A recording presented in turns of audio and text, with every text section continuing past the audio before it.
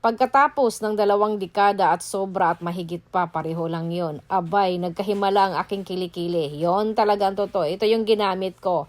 Tandaan, merong fake at merong hindi fake nito. Ang fake nga pala nito, ay may nakalagay dyan na beauty cream. Kung nababasa nyo, ang fake niyan ay whitening beauty cream. Kung hindi ako nagkamali. Pero sigurado ako, hindi ako nagkamali. Kaya bumili lang kayo sa may nakasulat na beauty cream. And meron pa. Kapag binuksan nyo, yung amoy ng fake ay amoy mena. Kapag ito naman ay hindi fake, ay amoy avocado. And then yung texture, kapag ginamitan nyo ng kamay ay, yung parang pinapahid yung kamay nyo ba? Yan, ganyan yung greenish. Greenish yung hindi fake ha, greenish. Yung fake nito ay parang kulay condensed milk, ganon. Basta tandaan nyo. Tapos,